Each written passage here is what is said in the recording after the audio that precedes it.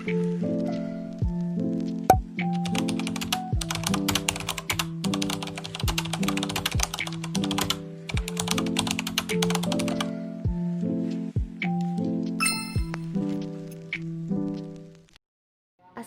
warahmatullahi wabarakatuh.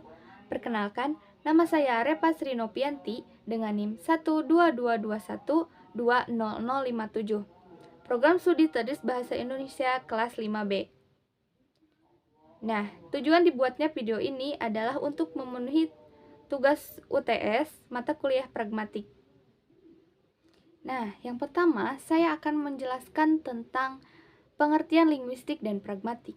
Nah, apa sih linguistik itu? Nah, linguistik itu adalah cabang ilmu yang mempelajari bahasa secara umum, termasuk struktur, fungsi, penggunaan bahasa. Nah, seperti itu.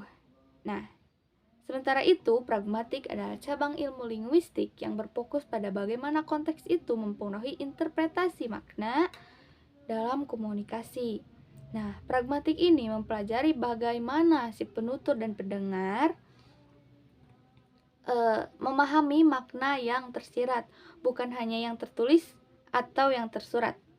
Nah, yang selanjutnya itu ada tindak tutur. Apa sih yang dimaksud dengan tindak tutur ini? Tindak tutur itu adalah tindakan yang dilakukan melalui ujaran atau bahasa yang digunakan dalam berkomunikasi. Nah, konsep ini juga diperkenalkan oleh John L. Austin dan dikembangkan oleh John Searle.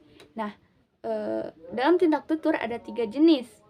Yang pertama itu ada lokusi, ilokusi, dan perlokusi. Nah, apa sih yang disebut dengan lokusi? Lokusi itu merupakan tindak tutur yang menghasilkan bunyi bahasa yang memiliki arti atau makna. Nah, lokusi itu mencakup apa sih yang sebenarnya dikatakan oleh penutur. Nah, di sini saya akan memberikan contoh. Misalnya, ini panas Pak, ini panas sekali. Nah, di sini memberikan sebagai informasi tentang suhu yang tinggi. Nah, yang kedua itu adalah ilokusi.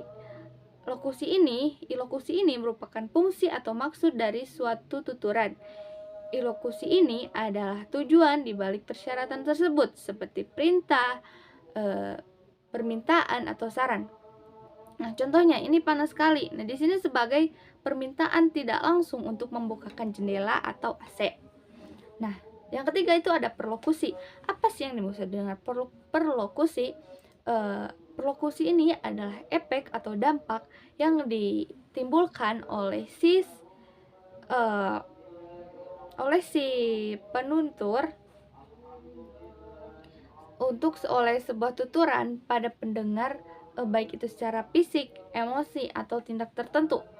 Misalnya, ini panas sekali. Jadi pendengar itu akhirnya kan membukakan jendela atau kipas. Nah, selanjutnya ada prinsip menurut Maxim Grace. Nah, si prinsip menurut Maxim Grace ini, dikemukakan pertamanya oleh Paul Grace, ya, yang menjelaskan tentang komunikasi efektif. Penutur dan pendengar itu harus mematuhi 4 maksim, yaitu kuantitas, kualitas, relevansi, dan cara. Nah, yang pertama itu adalah maksim kualitas. Di maksim kualitas ini memberikan informasi yang cukup dan tidak kurang dan tidak lebih. Contohnya apa sih? Nah, contohnya ini.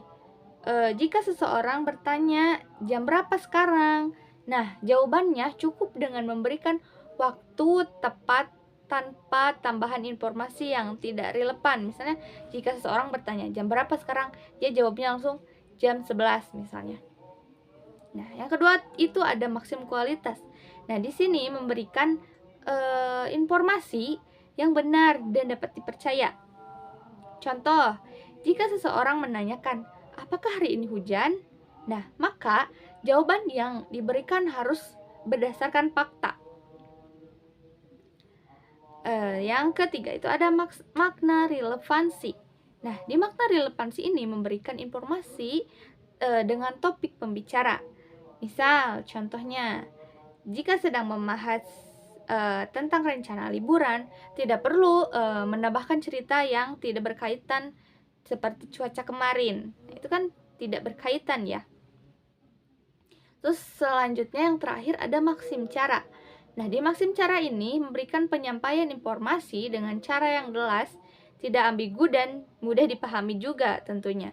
Nah, contohnya dalam memberikan arah atau jalan.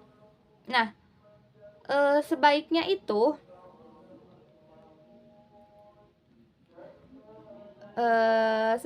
memberikan petunjuk yang jelas agar si pendengar itu tidak bingung, jadi tidak berbelit-belit gitu, memberikan informasi yang jelas. Nah, mungkin sekian yang dapat saya sampaikan. Lanjut ke kesimpulan. Nah, dari yang saya sudah jelaskan tadi, saya akan menyimpulkan simpulannya. Nah, jadi kesimpulannya dari berbagai pembahasan tadi, kita dapat memahami bahwa pragmatik ini berperan penting dalam memahami makna balik ujaran yang dikomunikasikan, terutama dalam konteks tindak tutur dan maksim grace. Nah, penggunaan pragmatik memungkinkan kita untuk memahami maksud dari implikator yang tersembunyi dalam komunikasi sehari-hari. Dengan memahami aspek-aspek pragmatik, kita itu dapat berkomunikasi dengan lebih efektif, karena memahami